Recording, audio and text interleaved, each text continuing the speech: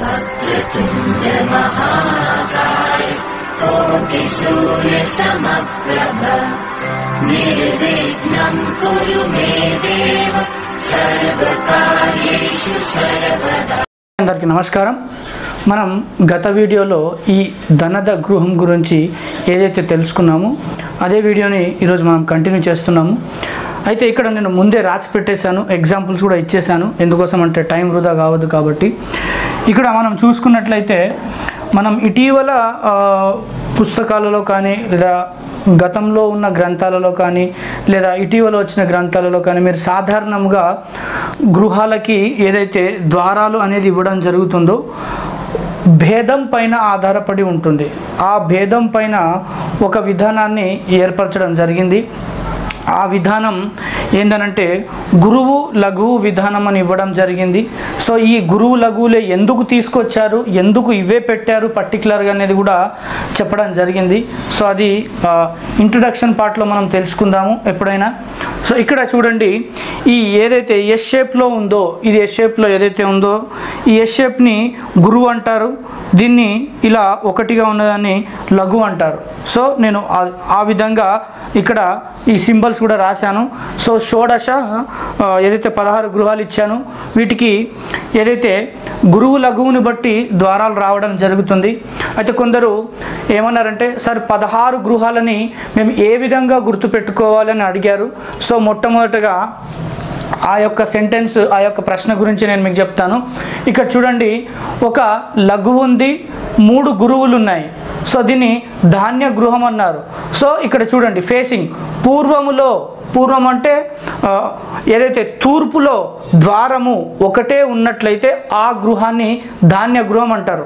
ఒకటే ద్వారము, సో ఒక్క ద్వారము తూర్పులో ఉండి మొత్తం ఇంటికే తూర్పులో ఒకటే ద్వారం ఉంటే దాన్ని ధాన్య. ఇది గుర్తుపెట్టుకోండి పేరు. నెక్స్ట్ ఈ తూర్పు తర్వాత మనకు సర్కిల్లో లైక్ క్లాక్ వైజ్లో తిరిగితే ఏమొస్తుంది, దక్షిణం వస్తుంది. సో దక్షిణము ఇక్కడ చూడండి, మళ్ళా తూర్పు ఎస్ వచ్చింది అంటే గురువు వచ్చిండు. మళ్ళీ ఇక్కడ నెక్స్ట్ దక్షిణంలో లఘు వచ్చింది. సో లఘు ఇలా ఒకటి ఉన్న దగ్గర ద్వారం వస్తుంది అన్నట్టు. ఇది ఇక్కడ చూడండి, ద్వారం వస్తే దాన్ని జయగృహం అన్నారు. ఇక్కడ చూడండి యా అంటే యమ అంటే ఈ ఏదైతే దక్షిణ భాగంలో ఇంటికి దక్షిణంలో ద్వారం వస్తే జయగృహం అంటారు. సో ఈ దక్షిణంది గుర్తుపెట్టుకుంటారు. నెక్స్ట్ ఏమొస్తుంది, పడమర వస్తుంది. ప అంటే పశ్చిమ, మనం తెలుగులో పడమర అంటాం.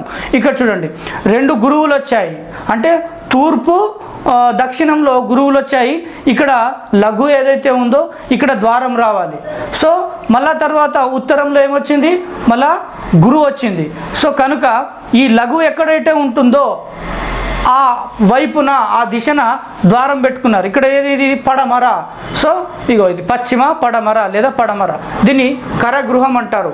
ఒక పడమర రోడ్డులో స్థలం ఉండి ఒకటే ద్వారం ఉన్నట్లయితే ఇంటి మొత్తానికి అంటే మదర్ వాల్కి, ఇంటి మొత్తానికి అంటే లోపల కాదు, మదర్ వాల్కి మాత్రమే ఒక ప్రధాన ద్వారం ఉన్నట్లయితే ఒకటే, దాన్ని కరగృహం అంటారు. సో ఇప్పుడు మనకు పూర్వము లైక్ అంటే తూర్పు దక్షిణము పడమర అయిపోయింది, గుర్తుపెట్టుకోవచ్చు. ఇప్పుడు చూడండి ఇక్కడ 3 గురువులు ఇవ్వడం జరిగింది, తూర్పు దక్షిణము మరియు పడమర. ఇక్కడ చూడండి ఉత్తరం వచ్చింది, ఉత్తరంలో లఘు వచ్చింది కాబట్టి దీన్ని ఉత్తరాన్ని పెట్టాను. ఇక్కడ ఉత్తరంలో ప్రధాన ద్వారం ఒకటే ద్వారము మదర్ వాల్కి మొత్తానికి లైక్ మీకు డయాగ్రామ్ వేసి చూపిస్తాను. ఈ ఉత్తరంలో మాత్రమే ప్రధాన ద్వారం ఉన్న గృహానికి పేరు ఏంటంటే దుర్ముఖ గృహము. సో వీటికి నేను ఎక్స్ప్లెయిన్ కూడా చేస్తాను. అయితే ఒకటే ద్వారము మదర్ వాల్కి మెయిన్గా ఉంటే ఎలా గుర్తుపెట్టుకోవాలి గృహాలు అనేవి ఇక్కడ ఇవ్వడం జరిగింది. అయితే ఇప్పుడు మనం మెయిన్ టాపిక్లోకి వచ్చేద్దాము టైం వేస్ట్ చేయకుండా. ఇక్కడ చూడండి, నేను కొన్ని డయాగ్రామ్లు ఇచ్చాను లాస్ట్ ఎపిసోడ్లోవి. ఇప్పుడు ఒక ఎగ్జాంపుల్గా నేను ఇక్కడ ఒక ప్లాన్ని డ్రా చేయడం జరిగింది. ఇప్పుడు ఇది దక్షిణ రోడ్డు మాత్రమే కలిగి ఉన్న ప్లాట్. ఇది ఒక దక్షిణం రోడ్డు ఉన్న ప్లాట్. అయితే ఇక్కడ ఫలానా ఒక ఏబీసీ అనే వ్యక్తిని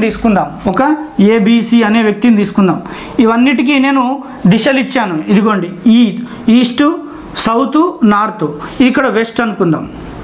సో ఈ మొత్తానికి సో ఇక్కడ చూడండి, ఒక కుటుంబానికి లేదా ఆ కుటుంబంలో ఉన్న అందరికీ మనం ఏదైతే ఆయాది క్యాలిక్యులేషన్ లెక్క చేసామో, లెక్క చేసిన తర్వాత వాళ్ళకి ఆల్రెడీ ఎగ్జిస్టెడ్గా ఆల్రెడీ ప్లాట్ ఉంది. సో ప్లాటు కొనుక్కునే ముందు కుటుంబ సభ్యుల నక్షత్రాలు ఇచ్చి మాకు ఎంత స్థలంలో ఇల్లు కట్టుకోవాలనుకుంటున్నామో అనే ఒక ఏదైతే డిజైర్ ఉంటుందో ఆ డిజైర్తో పాటు మీరు ఏ ఫేసింగ్ వస్తుంది మా కుటుంబ సభ్యులందరికీ అని ఈ ఏదైతే కోరిక ఉంటుందో దాన్ని ముందే లెక్క చేసుకోవాలి. అప్పుడే సరైన ఫేసింగ్లో మీకు ఇల్లు అనేది లైక్ స్ట్రేట్గా రోడ్డు నుంచి స్ట్రేట్గా ఏదైతే ద్వారంలోకి వెళ్ళడానికి, ఏదైతే ప్రధాన ద్వారంలోకి వెళ్ళడానికి ఇలాంటి అంశం అనేది మీకు వస్తుంది. సో అలా కాకుండా ఒక ప్లాట్ ఆల్రెడీ ఉంది దక్షిణంలో మీకు, అయితే ఆ కుటుంబ సభ్యులకి ఈ తూర్పు భాగము, ఈస్ట్ ఏదైతే ఇచ్చానో ఈ తూర్పు భాగం వచ్చింది, ఆయాదిలో ధ్వజాయ వచ్చింది, యోని ఏమొచ్చింది తూర్పు, ధ్వజాయ వచ్చింది. అప్పుడు వాళ్ళు ఏం చేస్తారు, దక్షిణంకే నడవాలి ఖచ్చితంగా. అప్పుడు ఈ ఏదైతే ఎగ్జాంపుల్ ప్లాన్ ఉందో తూర్పులో ఇలా వచ్చిందని, తూర్పులో ఇక్కడ ఒక 15 ఫీట్లు వదిలేసి సెట్ బ్యాక్ ఇక్కడ 1 ఫీట్ పెట్టుకొని 1 ఫీట్, ఇక్కడ ఉత్తరంలో 4 ఫీట్లు పెట్టుకొని, దక్షిణంలో 3 ఫీట్లు పెట్టుకొని ఇలా సెట్ బ్యాక్స్ తీసుకొని ఎగ్జాంపుల్గా కట్టుకున్నారు అనుకుందాం. అప్పుడు ధనద గృహం అనే ప్లాన్ ఇవ్వడం జరిగింది ఒక ఏబిసి అనే వ్యక్తికి. ఈ గృహ దంపతులు ఒక వ్యక్తి ఈ ధనద గృహం అనే ప్లాన్ ఇచ్చారు. అయ్యా ఇది ధనద గృహం, ఎవరో తెలుసు కదా మీకు, ఆ వ్యక్తి ఏబిసి వ్యక్తి, చెప్తాను లాస్ట్లో మీకు చెప్తాను. సో ఇక్కడ ధనద గృహం వచ్చింది. ఆయన ఏం చేసిండు పాపం, ఇదిగోండి ఈ అబ్బాయి ఈ ఏదైతే ప్లాన్ తీసుకున్న కుటుంబ సభ్యులు ఏదైతే ఉన్నారో ఇక్కడ చూడండి ఇలా ఇచ్చారు ఆ కుటుంబ సభ్యులకి ప్లాన్. ఈస్ట్లో ఇంత భాగం వదిలేశారు సెట్ బ్యాక్గా, ఇగో ఆగ్నేయంలో ఇంటికి స్ట్రేట్గా ఆగ్నేయంలో టాయిలెట్ ఇచ్చారు, కామన్ టాయిలెట్, ఇగో ఇక్కడ స్టెప్స్ ఇచ్చేశారు. సో దక్షిణంలో ఇక్కడ ఒక గేట్ ఇచ్చి ఇక్కడ డోర్ ఇచ్చారు ఇంటికి, ఇగో ఉత్తరంలో ఒక డోర్ ఇచ్చారు, ఇగో తూర్పులో ఒక డోర్ ఇచ్చారు. కానీ ధనద గృహం అనే ఒక గృహానికి, ఒకటే గృహానికి వస్తుంది ధనద గృహం, వేరే గృహానికి రాదు పేరు. ధనద గృహం యొక్క మొదటి కండిషన్ ఇక్కడ చూడండి, డయాగ్రామ్ వేసాను. తూర్పు భాగంలో రోడ్డు ఉండి, తూర్పు రోడ్డు ఉండి, ఇది తూర్పు రోడ్డు, ఇది తూర్పు రోడ్డు, తూర్పులో ఇంటికి కాంపౌండ్ వాల్ కట్టుకొని ఇది ఏదైతే గేట్ పెట్టుకున్నారో, గేట్ ఏదైతే పెట్టుకున్నారో అదేవిధంగా ఇంటికి ధ్వజాయ వచ్చినట్లయితే తూర్పులోనే ద్వారం, ప్రధాన ద్వారం ఏదైతే పెట్టుకున్నామో పెట్టుకున్న తర్వాత ధనద గృహం కట్టుకోవాలా, ఏ గృహం కట్టుకోవాలి, కుటుంబ సభ్యులను బేస్ చేసి వస్తుంది గృహం.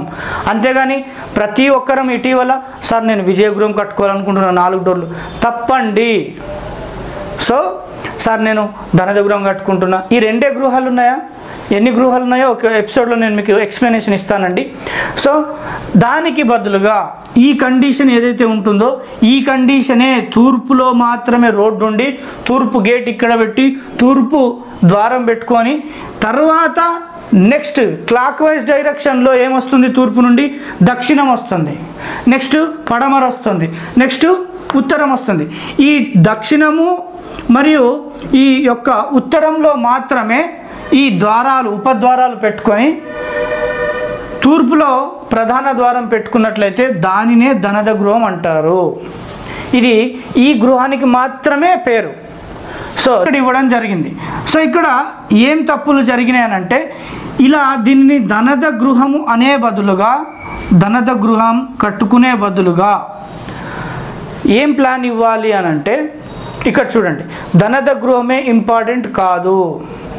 ఇలా ఉన్నప్పుడు కండిషన్ వస్తుంది. ఇక్కడ చూడండి 2 లఘువులు ఉన్నాయి, 2 గురువులు ఉన్నాయి.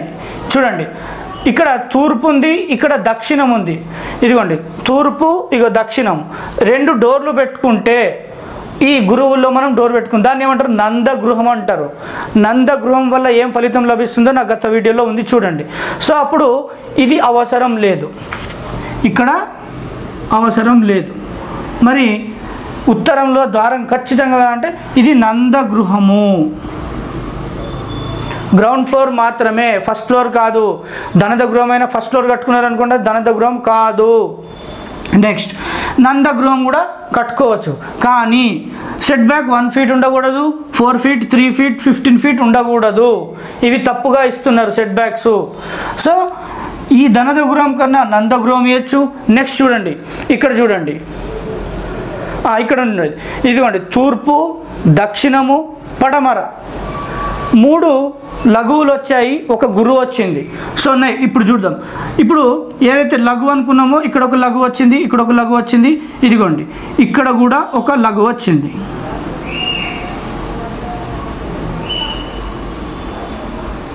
ఇదిగోండి చూస్తున్నారా, ఉత్తరంలో మాత్రమే ఇదిగోండి సుముఖ గృహం, తూర్పు, దక్షిణము, పడమర, తూర్పు, దక్షిణము, పడమర ద్వారాలు పెట్టుకోవాలి. ఈ ఏదైతే గురువు ఉందో ఇక్కడ అవసరం లేదు, ద్వారం అవసరం లేదు. సో దీనిని కూడా కట్టుకోవచ్చు. ఏ గృహాన్ని కట్టుకోవచ్చు మనము? నంద గృహాన్ని కట్టుకోవచ్చు, సుముఖ గృహాన్ని కూడా కట్టుకోవచ్చు. ధనద గృహం అయితే ఇక్కడ కండిషన్ వస్తుంది, ఏదది సార్ వాళ్ళకు తూర్పులో నడిచేదే వచ్చింది, ధ్వజాయనే వచ్చింది, అట్లాంటప్పుడు ధనద నంద సుముఖ ఏది కట్టుకుంటే ఏందనంటే కండిషన్ వస్తుంది అక్కడ. ఆ కండిషన్ ఏంది తెలుసా? తూర్పులో ధ్వజాయ వచ్చినప్పుడు ఖచ్చితంగా ఆపోజిట్లో డోర్ ఉండాలి, ఖచ్చితంగా డోర్ ఉండాలి. అంతేగాని ధనద గృహం కట్టుకోండి అని ఉత్తరంలో ఇవ్వకూడదు, ఎప్పుడు ఇవ్వకూడదు. ఇదే కండిషన్ ఇంపార్టెంట్. ధ్వజాయ వచ్చినప్పుడు ఖచ్చితంగా ఇంటికి ఏదైతే వస్తుందో ఫస్ట్ మొట్టమొదటిసారి లెక్క చేసినప్పుడు దానికి ఖచ్చితంగా మనము ప్రధాన ద్వారం ఏర్పాటు చేసినప్పుడు ఉపద్వారం కూడా ఏర్పాటు చేయాలి. నెక్స్ట్ కండిషన్, సార్ మాకు అటు రోడ్ లేదు కదా, దక్షిణంలో రోడ్డు ఉన్నది కదా, మరి ఎట్లా చేయాలని అంటే అదే అందుకోసం ఇప్పుడు చెప్తున్నా. ఇప్పుడు ఇక్కడ సుముఖ గృహాన్ని నిర్మించుకోవచ్చు. అయితే ఇక్కడ కండిషన్ ఏమని వస్తుంది, ఇక్కడ గేట్ ఇచ్చే బదులుగా ఉపద్వారం గుండా ప్రవేశం, రోడ్డు నుంచి ఉపద్వారం గుండా ప్రవేశం చేయరాదు. మనకి ఏదైతే మెయిన్ డోర్ ఉంటుందో మెయిన్ డోర్ నుంచే ప్రవేశం చేయాలి. సో ఇది ఇక్కడ గేట్ ఇచ్చేసి మీరు దక్షిణ ఏదైతే గేట్ పెట్టుకొని ఉపద్వారం గుండా ఇంట్లోకి వెళ్ళడం ధనద గృహం ద్వారా ఇలా సౌత్ రోడ్ వచ్చినప్పుడు ఇది తప్పు. ఎందుకోసం అంటే దాన్ని ధనద గృహం అనరు. సో ఏదైతే మీరు ఇక్కడ పుస్తకాల్లో చూసి నేర్చుకున్నట్లయితే కాదు, ఒక గురువు దగ్గర నేర్చుకోవాలి. సో ఇటీవల ఏం జరుగుతుందంటే నేను ఈ అంశం చెప్తాను, మన క్లాస్ ఇంపార్టెంట్. అయితే ఇక్కడ పెట్టుకోకూడదు, గేట్ ఇక్కడ పెట్టుకోకూడదు, స్టెప్స్ ఇక్కడ ఇవ్వకూడదు, టాయిలెట్ ఇక్కడ ఇవ్వకూడదు. కండిషన్ ఏంటంటే ధ్వజాయ వచ్చినప్పుడు, ఒక గృహానికి ధ్వజాయ వచ్చినప్పుడు కానీ, గజాయ వచ్చినప్పుడు కానీ, ఏదైతే సింహాయ వచ్చినప్పుడు కానీ, ఏదైతే వృషభాయ వచ్చినప్పుడు కానీ, ఏదైతే యజమానికి మొట్టమొదటిసారిగా వచ్చిన ఏదైతే యోని ఉంటుందో, ఏదైతే దిశ ఉంటుందో, ఏదైతే ఆయాది గణనంలో ఏదైతే దిశలో వస్తుందో అటువైపు టాయిలెట్ అనేది ఇవ్వకూడదు. ఇక్కడ టాయిలెట్ ఇచ్చారు, ధ్వజాయ అని చెప్పి ధనద గృహం అని చెప్పి టాయిలెట్ ఇచ్చారు. ఇది తప్పు నిర్ణయం, తప్పుడు పరిజ్ఞానం. సో ఇక్కడ స్టెప్స్ ఇచ్చారు, అలా ఇవ్వకూడదు. సో అప్పుడు ఈ సౌత్ రోడ్డు ఏదైతే ఉన్నదో వాళ్ళకి ఏ విధంగా ఇవ్వాలి? వచ్చిన ఆయాది క్యాలిక్యులేషన్లో సౌత్లో వాళ్ళకి రోడ్డు ఉంది కాబట్టి ఇప్పుడు ఏదైతే ఇక్కడ గేట్ ఇచ్చే బదులుగా ఇక్కడ ఇవ్వండి. ఈ ఇంటిని ఏదైతే కట్టుకున్నారో ఇక ఇక్కడ నుంచి ఇవ్వండి, ఇక్కడ వరకు గేట్ ఇవ్వండి, గేట్ ఇక్కడ వరకు ఇవ్వండి. ఇదిగోండి గేట్,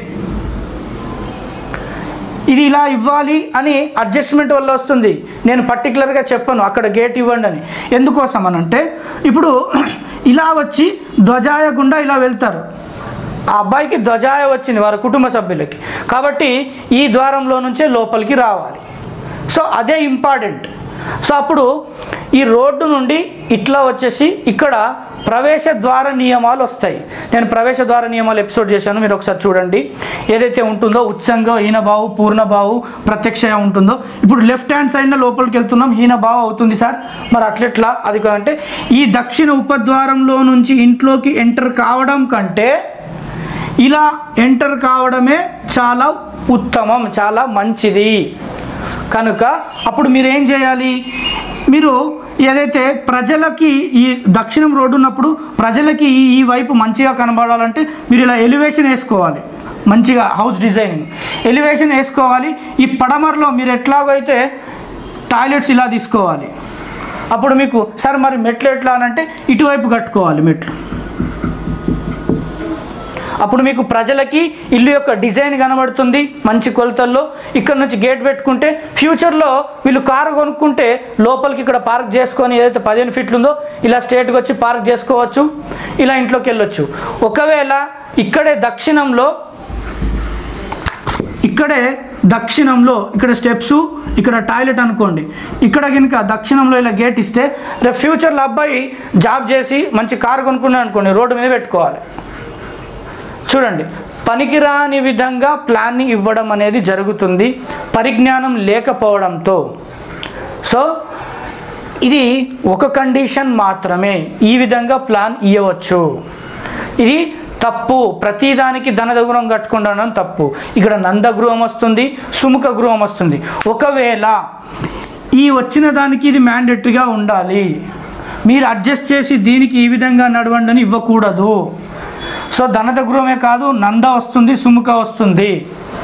సో వాటి గురించి తెలియదు. ఎందుకోసం అంటే 2 రోజుల క్లాసుల్లో నేర్చుకున్న ఏదైతే ఉంటుందో ఆ పరిజ్ఞానం ఏదో 1, 2 గృహాల గురించి అలా చెప్తారు.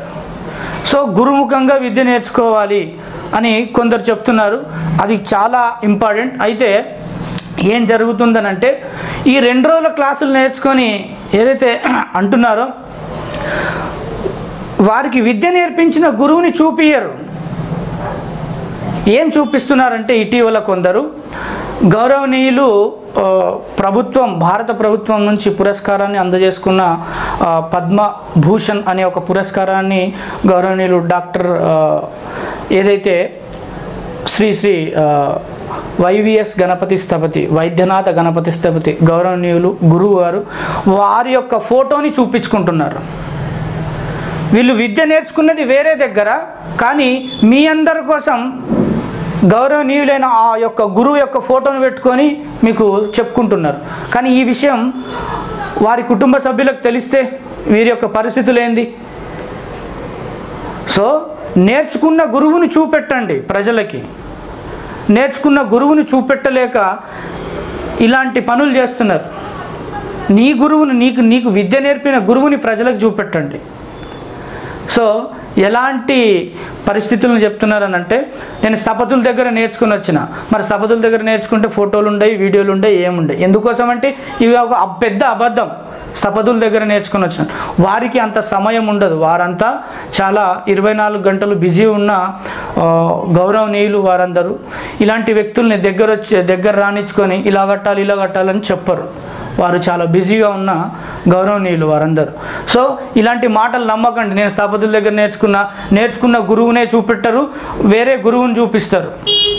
ఎందుకోసం అంటే అది మీ అందరికీ తెలుసు ఎందుకోసం అనేది.